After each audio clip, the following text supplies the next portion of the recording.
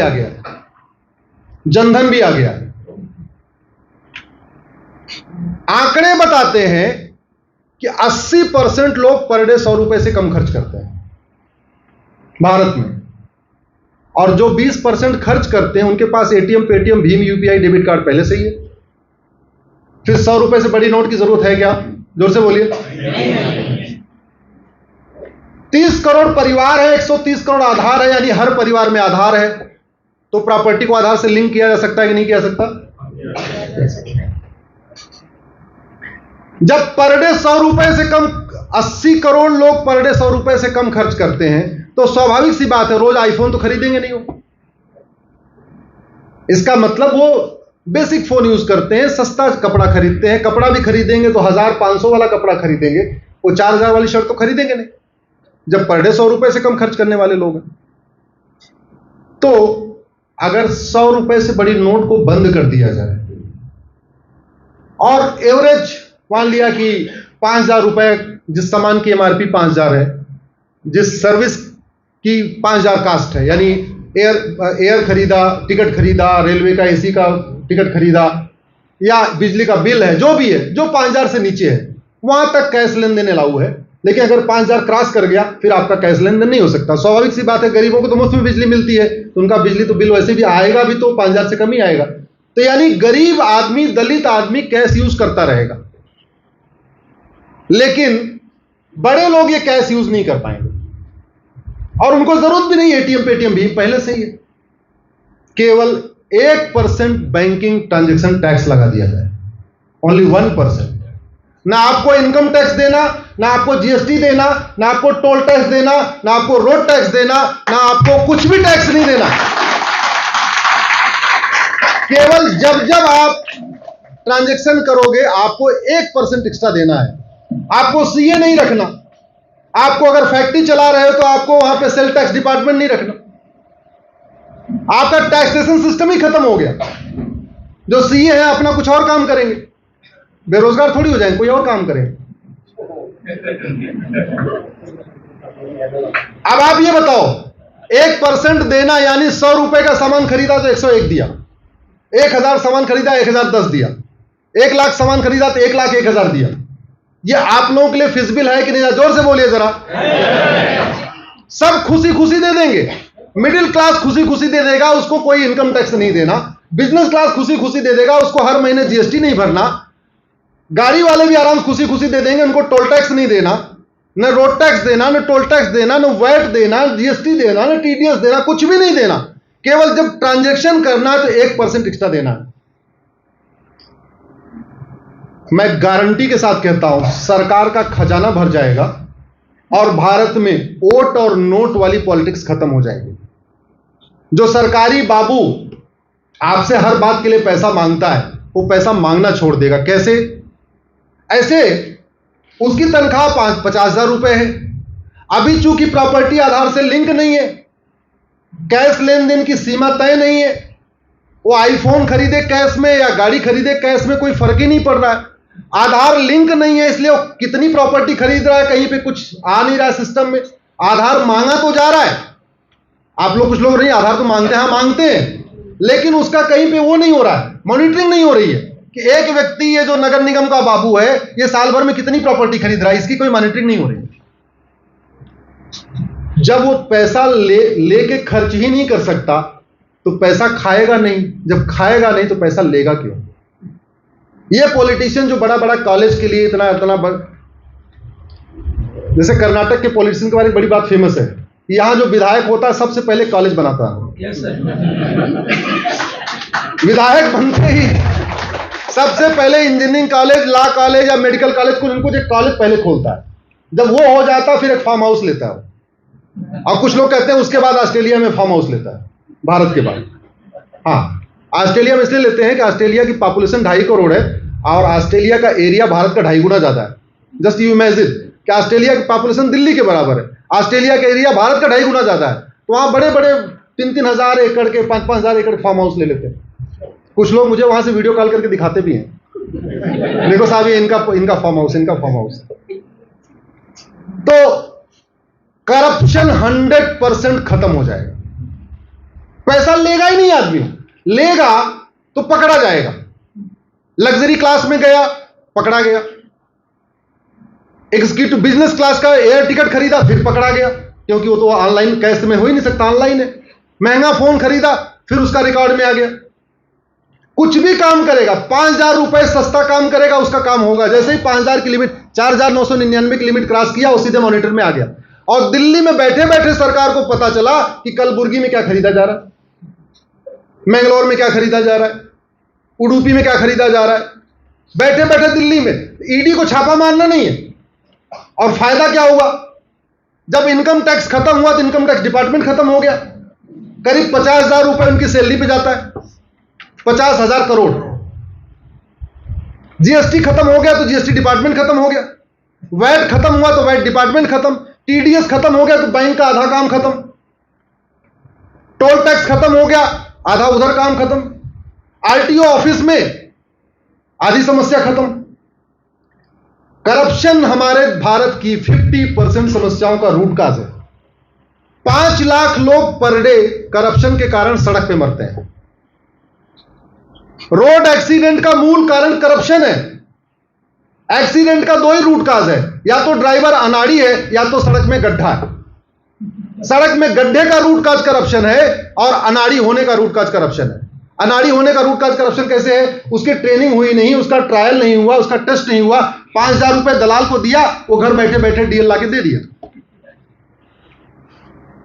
Road accident खत्म हो जाएगा। करप्शन खत्म हुआ, इनफिल्ट्रेशन खत्म हो जाएगा। मेरी पीआईएल चल रही है सुप्रीम कोर्ट में, 2017 से चल रही है।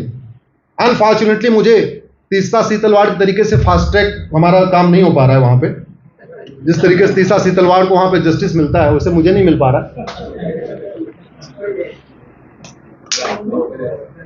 हाँ, मैंने 2017 में पीएल फाइल किया था।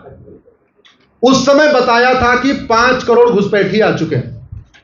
और जब मैं पीएल फाइल करता हूं तो मैं थोड़ा ग्राउंड पे जाके समझने की कोशिश करता हूं। उस पीएल को फाइल करने के पहले मैं असम और बंगाल के बॉर्डर पे गया, यह समझने के लिए घुसपैठ हो कैसे रही। वहां जाके पता चला कि बॉर्डर पे ड्यूटी लेने के लिए मंत्रियों की सिफारिश आती है। हमने कहा ये बॉर्डर पे ड्यूटी, बॉर्डर की ड्यूटी ऐसे टफ होती है तो ये सिफारिश लगा क्यों आ रहे हैं? तो पता चला जितने घुसपैठी आते हैं उनसे 2,000 रुपए वसूलते हैं, और जितनी गाय जाती है उससे 1,000 रुपए लेते हैं। तो गौ तस्करों से 1,000 रुपए पर गाय लेते हैं, और घुसपैठियों का अंदर करने के 2,000 रुपए पर घुसपैठियां लेते हैं। आप गूगल करना, BSF commandant cow smuggling 20 crore, आपको बाद में एक रिपोर्ट मिलेगी। अभी कुछ दिन पहले ईडी ने छापा मारा, एक बीएसएफ कमांडेंट के पास से 20 करोड़ रुपए मिला, और पैसा क्या था? घुसपैठियों को अंदर कराने का और गाय को बाहर ले जाने का। ये करप्शन हमारे कल्चर के लिए, हमारे नेशनलिज्म के लिए, हमारी एकता अखंडता के लिए बहुत बड़ा खतरा है। 2,000 रुपए देके घुसपैठिया अंदर आता है, कॉमन सर्विस सेंटर पे 2,000 रुपए देता है, आधार बनवा लेता है। जब 2,000 में एक डॉक्यूमेंट तैयार हुआ, पटवारी को पकड़ता है, लेखपाल को 2,000 रुपए देता है, गरीबी रेखा से नीचे वाला राशन कार्ड बनवा लेता है। जब 2 डॉक्यूमेंट हुआ, नगर निगम के दलाल को पकड़ता है, 2,000 रुपए देता है, बर्थ सर्टिफिकेट बनवा लेता है। जब 3 डॉक्यूमेंट हुआ, आरटीओ ऑफिस के दलाल को पकड़ता है, 3-4 हजार रुपए देता है, ड्राइविंग लाइसेंस बनवा लेता है। जब 4 डॉक्यूमेंट हुआ और इधर तब तक इलेक्शन आ गया, तो इलेक्शन के टाइम में ये नगर निगम में जो ये क्या बोलते हैं, चुनाव लड़ते हैं, या ग्राम प्रधान का चुनाव लड़ते हैं, प्रधान, पार्षद, विधायक जो बनना चाहते हैं, वो उनका वोटर आईडी बनवा लेते हैं। जितने कागज घुसपैठियों के पास है उतने कागज भारतीयों के पास नहीं। बहुत सारे घुसपैठियों ने तो बाकायदा पासपोर्ट तक बनवा लिया। करप्शन खत्म हो जाएगा।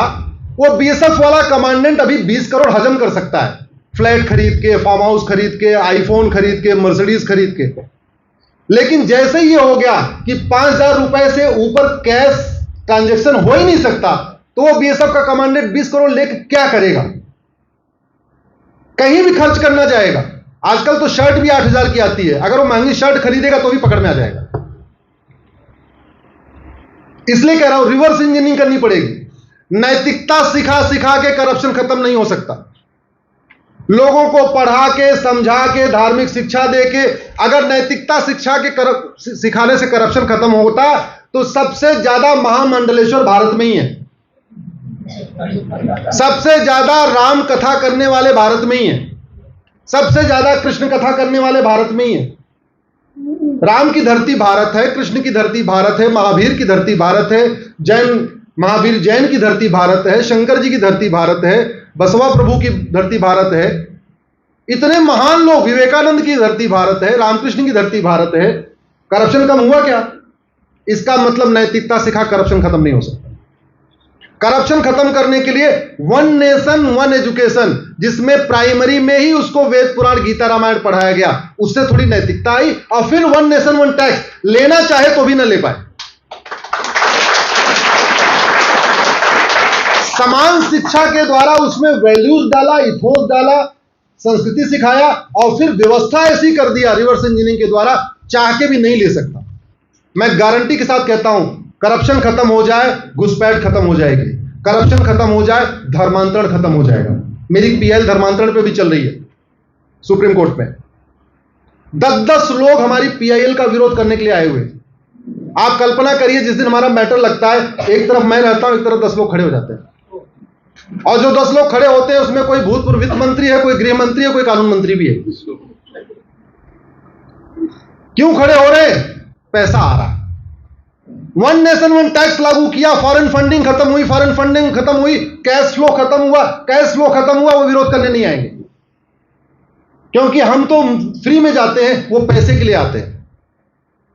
एक कहावत है ना, आपको जंग जीतनी है तो 2 तरीका है, हमारे पास अच्छे हथियार हों और दुश्मन की रसद काट दिया जाए, सप्लाई काट दिया जाए। यही सिस्टम है ना। आप दुश्मन का सपोर्ट सिस्टम काट दीजिए, उसकी जो फीडिंग हो रही है वो काट दीजिए। सभी देश विरोधी कार्यों की फंडिंग होती है, कुछ की एफसीआरए से होती है, कुछ की हवाला से होती है, अल्टीमेटली कैश में ही होती है, बैंक के थ्रू नहीं होती। माओवादियों की फंडिंग कैश में होती है, नक्सलियों की फंडिंग कैश में होती है, जिहादियों की फंडिंग कैश में होती है, धर्मांतरण कराने वाली मिशनरियों की फंडिंग कैश में होती है, जो कश्मीर में अलगाववादी हैं उनकी फंडिंग कैश में होती है, नॉर्थ ईस्ट के अलगाववादियों की फंडिंग कैश में होती है। अभी जो मणिपुर चल रहा है, मणिपुर में जो कुकीज है उनकी पूरी फंडिंग कैश में होती है। और एक बात और, जो हमारी संस्कृति के लिए एक बहुत बड़ा खतरा ड्रग बना हुआ है, मणिपुर में पैदा की हुई अफीम आपके बेंगलोर तक आ रही है। बेंगलोर से मतलब केवल बेंगलोर नहीं आ रही, पूरे भारत में घूम रही है।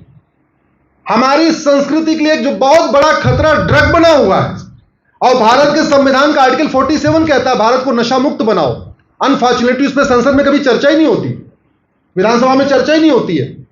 वन नेशन वन टैक्स लागू हो जाए, ड्रग स्मगलिंग खत्म हो जाएगी। तो वन नेशन वन टैक्स से घूसखोरी खत्म होगी, वन नेशन वन टैक्स से जमाखोरी खत्म होगी, वन नेशन वन टैक्स से मिलावटखोरी खत्म होगी, वन नेशन वन टैक्स से कालाबाजारी खत्म होगी, वन नेशन वन टैक्स से आपकी सोना तस्करी खत्म होगी, वन नेशन वन टैक्स से किडनैपिंग बंद हो जाएगी। किडनैपिंग जो पैसा लिया जाता है वो कैश में लिया जाता है, बैंक में ट्रांजेक्शन नहीं कराया जाता। वन नेशन वन टैक्स से ह्यूमन ट्रैफिकिंग खत्म होगी, ह्यूमन ट्रैफिकिंग का सारा जो धंधा कैश में चलता है। वन नेशन वन टैक्स से माओवाद खत्म होगा, वन नेशन वन टैक्स से नक्सलवाद खत्म होगा, वन नेशन वन टैक्स से धर्मांतरण खत्म होगा, वन नेशन वन टैक्स से जिहाद भी काफी हद तक कम हो जाएगा।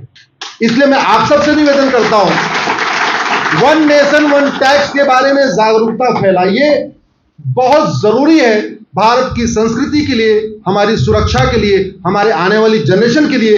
एक बात कह के अपनी बात खत्म कर रहा हूं, आज के आपके फेवरेट नेता आज भी आपका घर बचाने नहीं आएंगे अगर आपके घर में आग लग जाएगी तो।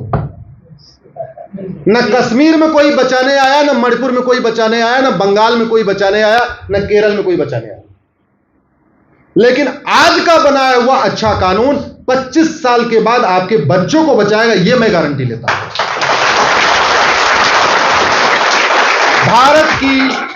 भारत की 50% समस्याओं का रूट काज करप्शन है।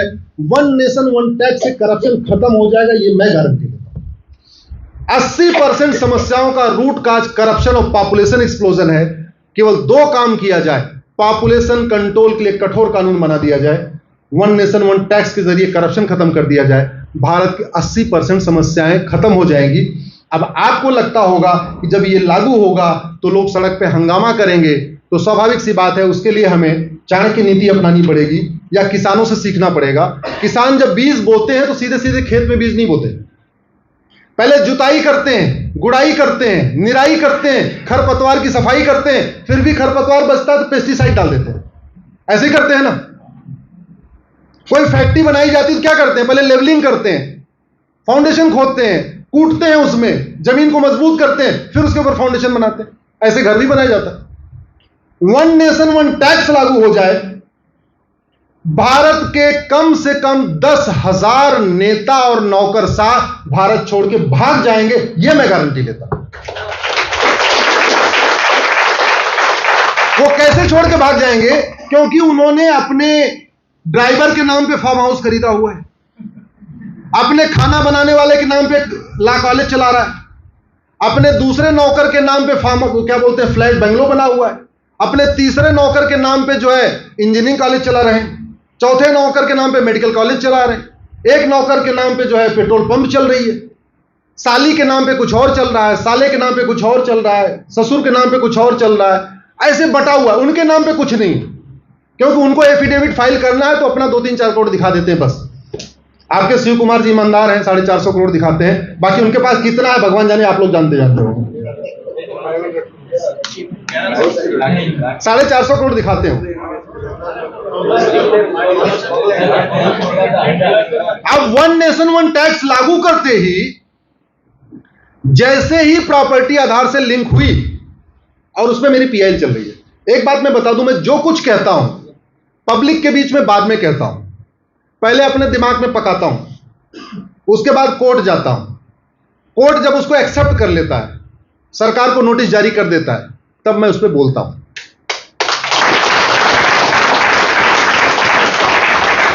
वन नेशन वन टैक्स हमारी पिटीशन एडमिट हो गई है, सरकार को नोटिस हो चुका है। वन नेशन वन एजुकेशन हमारी पिटीशन एडमिट हो चुकी है, सरकार को नोटिस हो चुका है ऑलरेडी। अब कुछ लोग पूछते हैं आपकी पिटीशन 150 हो गई तो इसमें हो क्या रहा है? आपको बता दूं कि पिछले 10 साल में लगभग 1,500 कानून खत्म हुए अंग्रेजों के, खत्म हुए ना। मैं पिछले 10 सालों से अंग्रेजी कानून जलाता हूं हर साल होली के दिन। मैं 1950 के पहले बने कानूनों को होली के दिन, पहले अभी तो काफी लोग मिल जाते हैं, पहले मैं अकेले अपने छत पे जला लेता था, जला के उसका वीडियो रिलीज कर देता था। मैं ये नहीं कह रहा हूं मेरे जलाने से प्रधानमंत्री जी ने 1500 कानून खत्म किए, लेकिन 1500 कानून खत्म हुए हैं, उन्होंने क्यों खत्म किया वो तो वो जाने। मेरी पीआईएल के बाद लगभग 25 कानून बने हैं, कुछ बन गए हैं, कुछ का बिल इंट्रोड्यूस हो चुका है। जैसे भारत में लड़कियों की शादी की उम्र 9 साल भी है, पहले लोगों को नहीं पता था। मैंने जब 2018 में पीआईएल फाइल किया कि भारत में लड़कियों की शादी की उम्र 9 साल भी चल रही है, सरकार ने जब नोटिस इशू किया, कोर्ट ने नोटिस इशू किया, सरकार को जब नोटिस गया तब उनको लगा अच्छा 9 साल भी चल रही है। जानते हैं क्यों नहीं पता है? क्यों? अनपढ़ अनाड़ी जिन्होंने संविधान को कभी पढ़ा नहीं वो संसद विधानसभा में पहुंच रहे।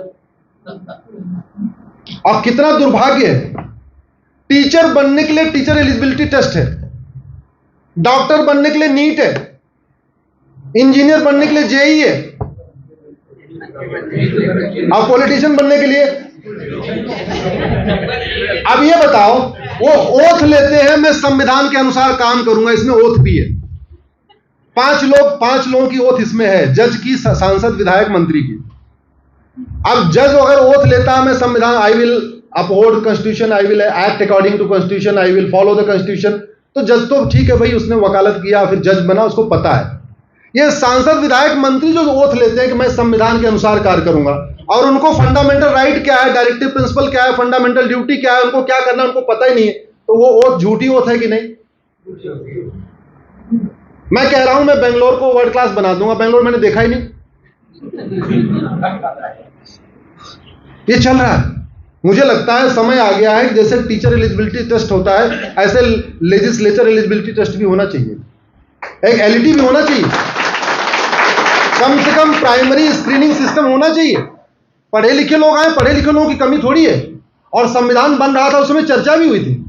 बाबा साहब अम्बेडकर का खुद भी कहना था, अलादी कृष्ण अय्यर भी चाहते थे कि minimum qualification maximum age limit की जाए इसमें, लेकिन उस समय वो प्रस्ताव इसलिए रह गया क्योंकि बहुत सारे हमारे फ्रीडम फाइटर्स 8वीं के बाद अपनी पढ़ाई छोड़ चुके थे, वो फ्रीडम स्ट्रगल में लग गए, उनकी पढ़ाई छूट गई थी, तो इसलिए मिनिमम क्वालिफिकेशन नहीं आया। दूसरा, मैक्सिमम एज लिमिट इसलिए नहीं आ पाया कि बहुत सारे लोगों ने अपनी पूरी जिंदगी ना फ्रीडम स्ट्रगल में लगा दिया, तो कुछ लोग 70-75 साल के हो चुके थे, तो मैक्सिमम एज लिमिट भी नहीं आई। लेकिन उस समय संविधान सभा में कहा गया था कि आने वाले टाइम में पार्लियामेंट कानून बना के minimum qualification maximum age limit set करेगी। अनफॉर्चुनेटली हम उसको नहीं किया। अगर हमने मिनिमम क्वालिफिकेशन किया होता, एक स्क्रीनिंग क्राइटेरिया किया होता, हम कहते हैं और कुछ नहीं, कम से कम फंडामेंटल राइट डायरेक्टिव प्रिंसिपल पे टेस्ट लिया होता, पढ़े लिखे लोगों को भेजा होता, बड़ी अच्छी बात है। क्या है कि चूंकि अनपढ़ आ जाते हैं, तो जो आईएएस ऑफिसर उनका बड़ा मजाक उड़ाते हैं, सामने सरसर करते रहते हैं, अब पीछे जाके मसे अनपढ़ आदमी है, मौत में सब उसकी मजाक उड़ाते हैं, सामने सरसर करते रहेंगे। अल्टीमेटली उनके जितने पीए वो सारे आईएएस हैं, मंत्रियों के पीए सारे आईएएस होते हैं, अब वो आईएएस क्वालिफाई करके आए होते हैं, अच्छे टैलेंटेड तो होते हैं, आईएएस क्वालिफाई करना आसान तो है नहीं। अब वो मंत्रियों को घुमाते भी रहते हैं और बाद में कहते हैं बेवकूफ है, अनाड़ी आदमी है। One nation one education, one nation one tax code, ये दो चीज हो जाए, भारत का बहुत कल्याण होगा। आप लोग इतनी देर में सुना, मैंने समय से ज्यादा अपना समय ले लिया, उसके लिए मैं आपको धन्यवाद देता हूं। और एचएसआर लेआउट मंथन ने जो कार्यक्रम किया उसके लिए धन्यवाद देता हूं। हमारे साथ दोपहर से लगे हुए हैं साथ, एक बार खड़े हो जाइए जरा, इनके लिए धन्यवाद, सब लोग थैंक यू कर दीजिए। आपको धन्यवाद देता हूं, आशा करता हूं फिर मिलेंगे। वंदे मातरम, भारत माता की जय। Sir thank you.